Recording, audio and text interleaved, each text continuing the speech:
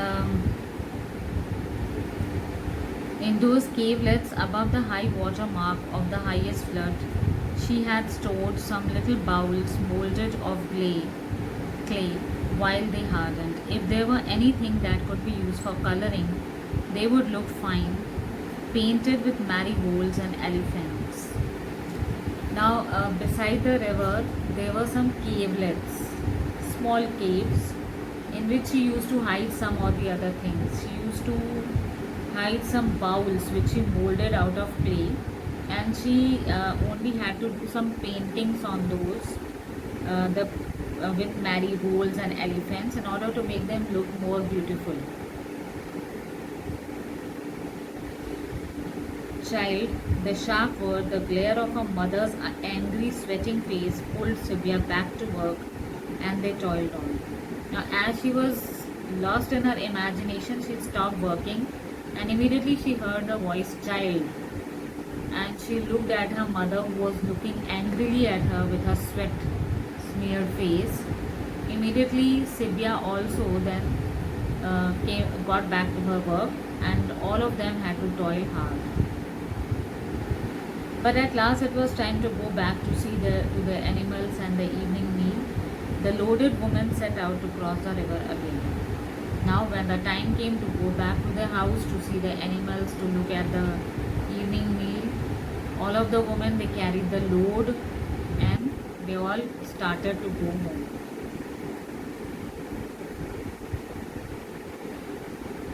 Sibya hung back. She would just dawdle a bit and run and see if the little clay cups were still there in the cave waiting to be painted and used.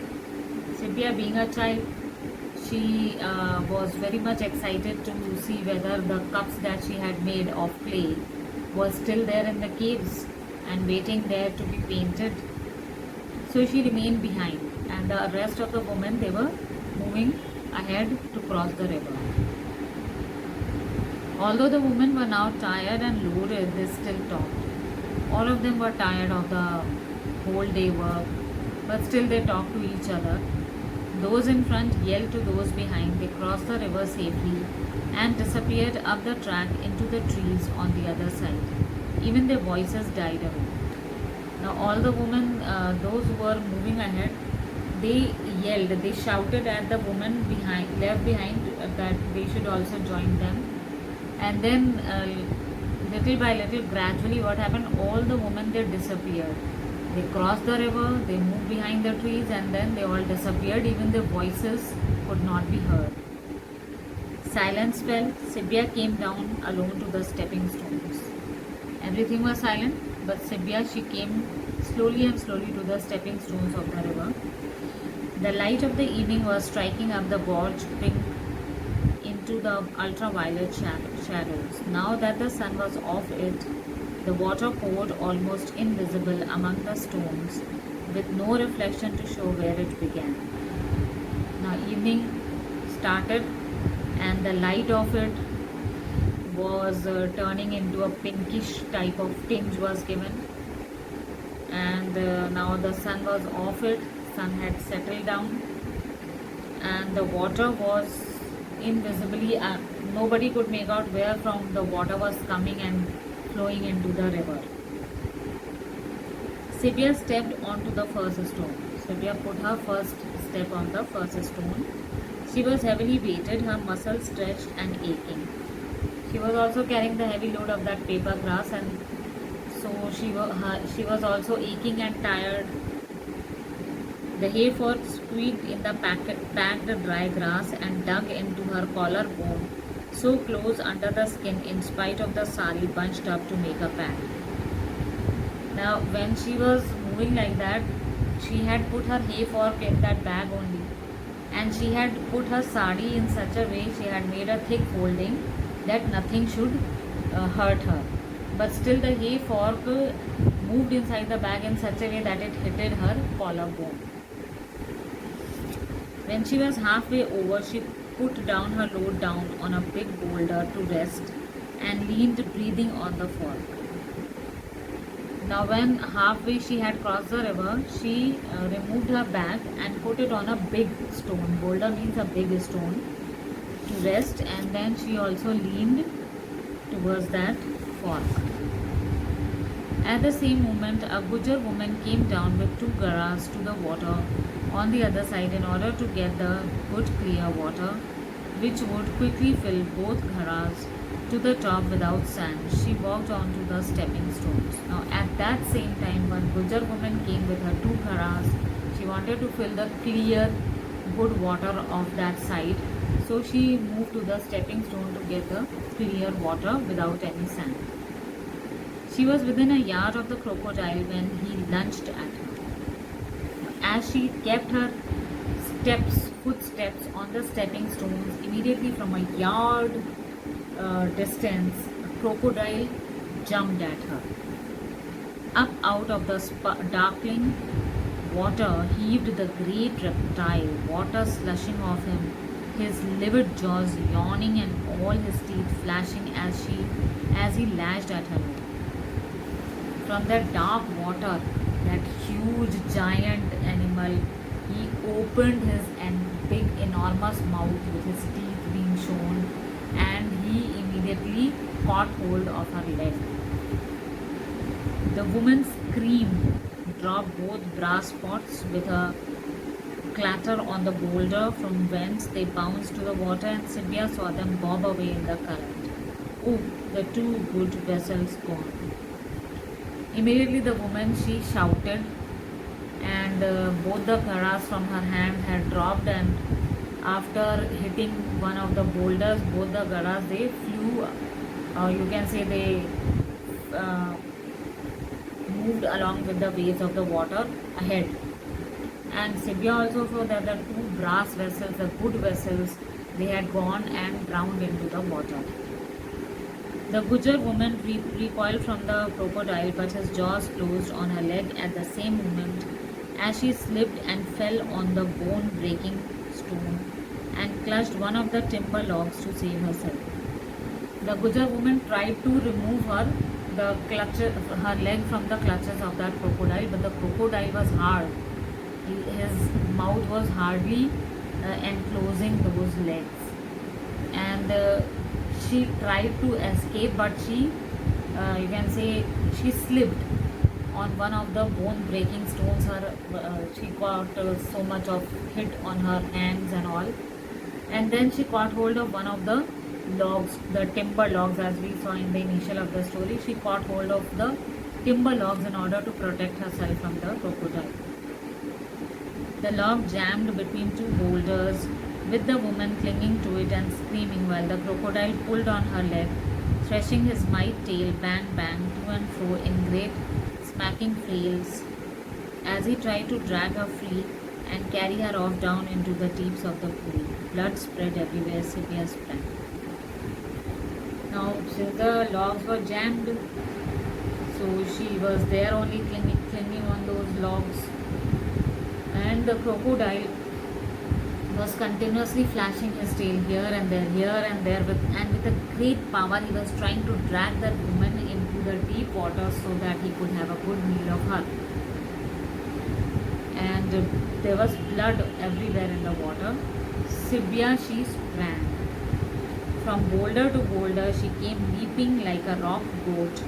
Sometimes it had seemed difficult to cross those stones, especially the big gap in the middle where the river coursed through like a bulge of glass. But now she came on wings, choosing her footing in the midair without even thinking about it, and in one moment she was beside the shrieking woman. At this time, God knows how Sibya had gained so much of his strength that from big boulders to boulders she was taking a huge jump. Although there was a huge gap between the two boulders in such a way that water was there in between, and anybody could fall into the water. But this time Sibya was just like a raw goat, and she with all her might was trying to plunge from one boulder to another, and in a moment she was beside that woman. In the boiling bloody water, the face of the crocodile fastened round her leg was tugging to and fro and smiling. Now since the water had turned red, bloody, and the crocodile was holding her leg and smiling as if he was having a great victory. His head was also moving like that as the woman was trying to save herself from him. His eyes rolled on to Sibia. One slap of the tail could kill her. He immediately rolled his eyes to see Sibia, and he could have slashed, given a one slash, heavy slash of his tail on Sibia, and she could have died. He struck, up shot the water 20 feet and fell like a silver chain. Again, the rock jumped under the blow. He tried that trick to slash his tail on Sibia, and he tried it, and with that a huge flow of water was seen, but actually a stone had hit behind it. But in the daily heroism of the jungle, as common as a thorn tree, Sibia did not hesitate. Sibia did not hesitate, and she was not afraid of what the crocodile was doing. She aimed at the reptile's eyes. She knew the only vulnerable parts of a crocodile are his eyes. So she aimed at his eyes. With all the force of her little body, she drove the hay fork at the eyes, and one prong went in right in, while its spear scratched past on the horny cheek. She did what? With her small body, whatever force she could apply, she plunged the hay fork in his eyes, and one prong, there was a hay fork, so it had two forks. So one of the forks hit on one of his eyes and had pierced it deeply, while the other one had put a deep scratch on his cheek. The crocodile reared up in convulsion till half his lizard body was out of the river, the tail and nose nearly meeting over his stony back. Then he crashed back, exploding the water, and in an uproar of bloody foam he disappeared. Now this had really hurted the crocodile, and so what happened was, as if he had flown, half of his body had come out of the water, and his tail and nose, they were both meeting each other, and then he immediately fell back in the bloody stream and disappeared. He would die, not yet, but presently, though his death would not be known for days, not till his stomach, blown with gas, floated him. Then perhaps he would be found upside down among the logs at the timber boom with pus in his eyes. It was definite that he would die, but not immediately, maybe. After a few days, everybody would come to know that he had died when water would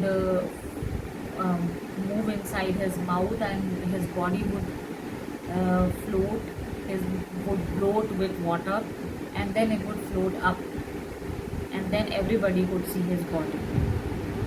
And the only thing that could be seen in his body would be a pus in his eye. Sibia got her arms round the fainting woman and somehow dragged her from water.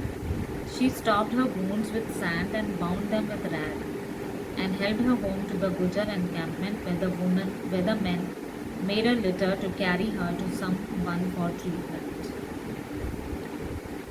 So Sibia gave her support of arms around the woman. She was fainting nearly. She took her, and she first of all tried to stop her wounds by putting some sand on that wound, and then tying her up with her rag, and then carried her to the Gujar encampment, where the men had gathered all around and tried to carry her somewhere for treatment. Then Sibia went back for her grass and sickle and fork. Now Sibia came back and took her sickle, fork and grass. The fork was lying in the river, not carried away, luckily, and as she went to pick it up out of the water, she saw the blue bead. When she saw that her fork was still lying in the water, she bent to pick up that fork, and then she saw the blue bead. Not blue now with the sun nearly gone, but a non-color white blue. It looked as a blue bead only when the sun was shining, and now since the sun had gone away, so it was looking as white and blue, and its shape wobbling in the movement of the stream. The shape was wobbling, it was moving here and there. She reached her arm down into a yard of the cold silk water to get it, missing it first of all because of refraction. Refraction, you people must have understood that the thing looks at the place where it isn't. So she tried to first of all take that ball where the refraction was being shown. But then the second time she picked it up.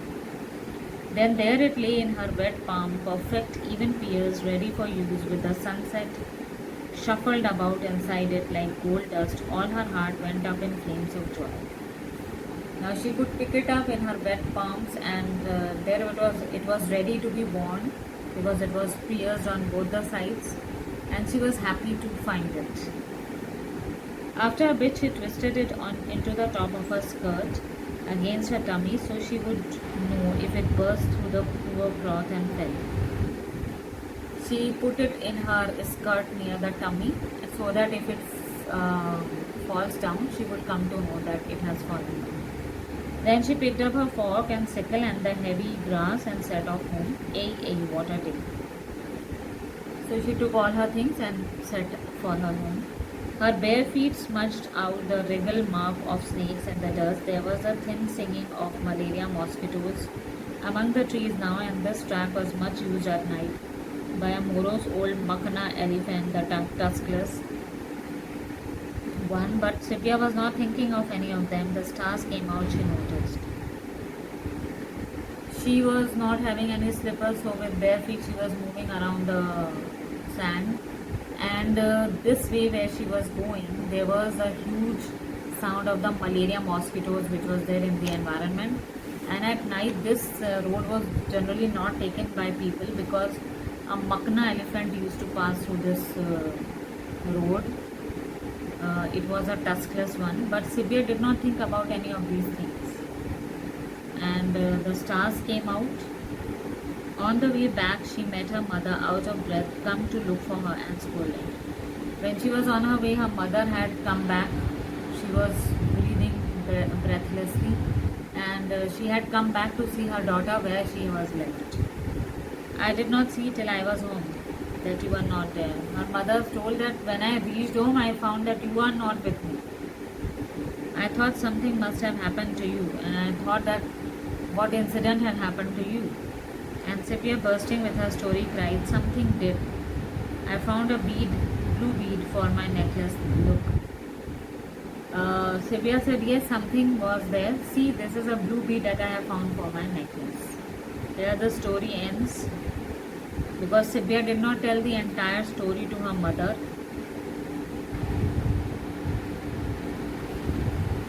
And this way the story has finished. This was a long story on the blue beads. Hope you people have understood it. And if you have understood, you can press the like button and subscribe to our channel.